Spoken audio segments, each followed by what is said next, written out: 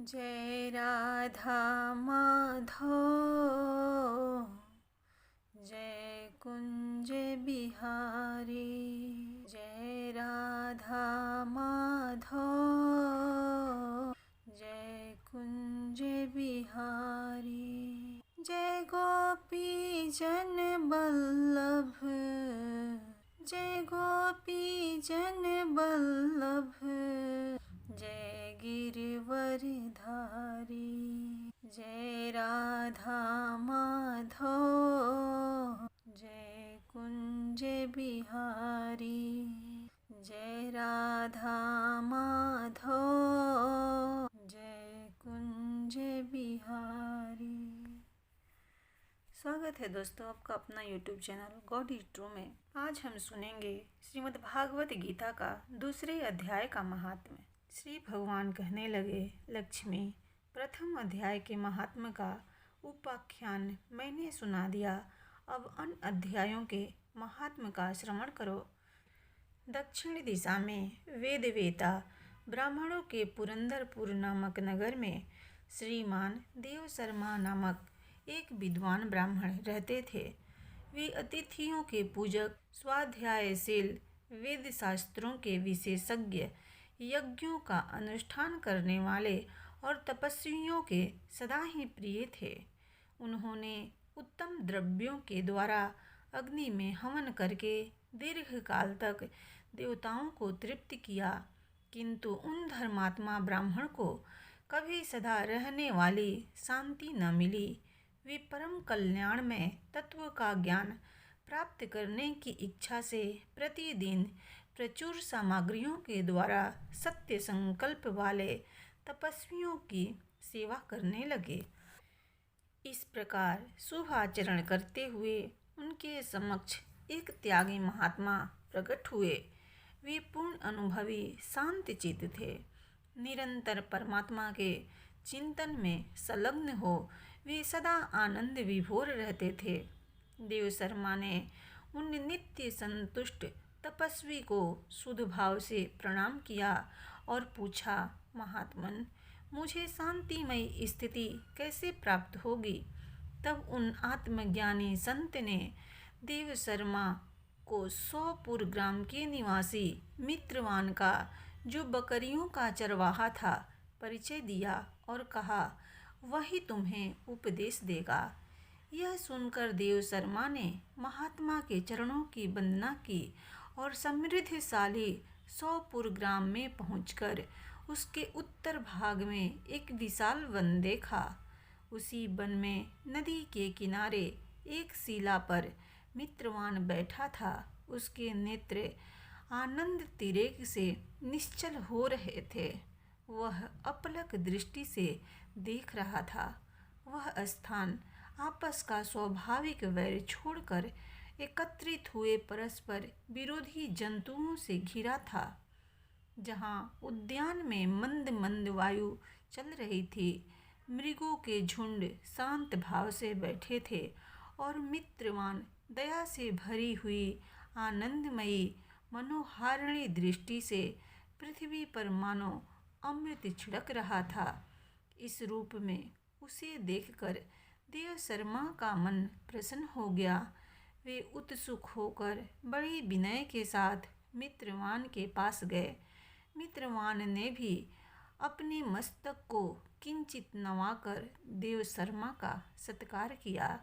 तदंतर विद्वान देव शर्मा अनन्य चित्त से मित्रवान के समीप गए और जब उसके ध्यान का समय समाप्त हो गया, उस समय उन्होंने अपने मन की बात पूछी। महाभाग, मैं आत्मा का ज्ञान प्राप्त करना चाहता हूँ। मेरे इस मनोरथ की पूर्ति के लिए मुझे किसी उपाय का उपदेश कीजिए जिसके द्वारा सिद्धि प्राप्त हो चुकी हो। देव शर्मा की बात सुनकर मित्रवान ने एक क्षण तक कुछ विचार किया। उसके बाद इस प्रकार कहा, विद्वान, एक समय की बात है, मैं वन के भीतर बकरियों की रक्षा कर रहा था। इतने में ही एक भयंकर व्याघ्र पर मेरी दृष्टि पड़ी। जो मानो सबको ग्रास लेना चाहता था। मैं मृत्यु से डरता था, इसलिए व्याघ्र को आते देख बकरियों के झुंड को आगे करके वहां से भाग चला। किंतु एक बकरी तुरंत ही सारा भय छोड़कर नदी के किनारे उस बाघ के पास बेरोक टोक चली गई। फिर तो व्याघ्र भी देश छोड़कर चुपचाप खड़ा हो गया। उसे उस अवस्था में देखकर बकरी बोली, व्याघ्र, तुम्हें तो अभिष्ट भोजन प्राप्त हुआ है। मेरे शरीर से मांस निकाल कर प्रेम पूर्वक खाओ ना। तुम इतनी देर से खड़े क्यों हो? तुम्हारे मन में मुझे खाने का विचार क्यों नहीं हो रहा है? व्याघ्र बोला, बकरी, इस स्थान पर आते ही मेरे मन से द्वेष का भाव निकल गया, भूख प्यास भी मिट गई, इसलिए पास आने पर भी अब मैं तुझे खाना नहीं चाहता। व्याघ्र के वो कहने पर बकरी बोली, न जाने मैं कैसे निर्भय हो गई हूँ। इसका क्या कारण हो सकता है? यदि तुम जानते हो तो बताओ। यह सुनकर व्याघ्र ने कहा, मैं भी नहीं जानता। चलो सामने खड़े हुए इन महान पुरुष से पूछें। ऐसा निश्चय करके वे दोनों वहाँ से चल दिए। उन दोनों के स्वभाव में यह विचित्र परिवर्तन देखकर मैं बहुत विस्मय में पड़ गया। इतने में उन्होंने मुझसे ही आकर प्रश्न किया। वहाँ वृक्ष की शाखा पर एक वानर राज था। उन दोनों के साथ मैंने भी वानर राज से पूछा। विप्रवर, मेरे पूछने पर वानर राज ने आदरपूर्वक कहा, अजापाल, सुनो, इस विषय में मैं तुम्हें प्राचीन वृत्तांत सुनाता हूँ। यह सामने वन के भीतर जो बहुत बड़ा मंदिर है, उसकी ओर देखो। इसमें ब्रह्मा जी का स्थापित किया हुआ एक शिवलिंग है। पूर्व काल में यहाँ सुकर्मा नामक एक बुद्धिमान महात्मा रहते थे, जो तपस्या में संलग्न होकर इस मंदिर में उपासना करते थे। वे वन में से फूलों का संग्रह कर लाते और नदी के जल से पूजनीय भगवान शंकर को स्नान कराकर उन्हीं से उनकी पूजा किया करते थे। इस प्रकार आराधना का कार्य करते हुए सुकर्मा यहाँ निवास करते थे। बहुत समय के बाद उनके समीप किसी अतिथि का आगमन हुआ। सुकर्मा ने भोजन के लिए फल लाकर अतिथि को अर्पण किया और कहा, विद्वान, मैं केवल तत्व ज्ञान की इच्छा से भगवान शंकर की आराधना करता हूँ। आज इस आराधना का फल परिपक्व होकर मुझे मिल गया, क्योंकि इस समय आप जैसे महापुरुष ने मुझ पर अनुग्रह किया है। सुकर्मा के ये मधुर वचन सुनकर तपस्या के धनी महात्मा अतिथि को बड़ी प्रसन्नता हुई। उन्होंने एक शिलाखंड पर गीता का दूसरा अध्याय लिख दिया और ब्राह्मण को उसके पाठ और अभ्यास के लिए आज्ञा देते हुए कहा, ब्राह्मण, इससे तुम्हारा आत्मज्ञान संबंधी मनोरथ अपने आप सफल हो जाएगा। यह कहकर वे विद्वान तपस्वी सुकर्मा के सामने ही उनके देखते देखते अंतर्ध्यान हो गए। सुकर्मा विस्मृत होकर उनके आदेश के अनुसार निरंतर गीता के द्वितीय अध्याय का अभ्यास करने लगे। तदंतर दीर्घ काल के पश्चात अंतःकरण शुद्ध होकर उन्हें आत्मज्ञान की प्राप्ति हुई। फिर वे जहाँ जहाँ गए वहाँ वहाँ का तपोवन शांत हो गया। उनमें शीत उष्ण और राग द्वेष आदि की बाधाएं दूर हो गई। इतना ही नहीं, उन स्थानों में भूख प्यास का कष्ट भी जाता रहा तथा भय का सर्वथा अभाव हो गया।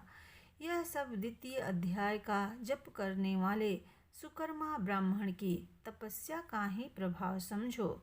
मित्रवान कहता है, वानर राज के यो कहने पर मैं प्रसन्नतापूर्वक बकरी और व्याघ के साथ उस मंदिर की ओर गया। वहां जाकर शिलाखंड पर लिखे हुए गीता के द्वितीय अध्याय को मैंने देखा और पढ़ा। उसी की आवृत्ति करने से मैंने तपस्या का पार पा लिया। अतः भद्र पुरुष, तुम भी सदा द्वितीय अध्याय की आवृत्ति किया करो। ऐसा करने पर मुक्ति तुमसे दूर नहीं रहेगी।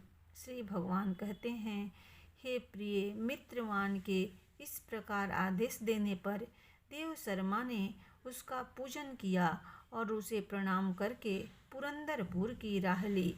वहाँ किसी देवालय में पूर्वोक्त आत्मज्ञानी महात्मा को पाकर उन्होंने यह सारा वृतांत निवेदन किया और सबसे पहले उन्हीं से द्वितीय अध्याय को पढ़ा।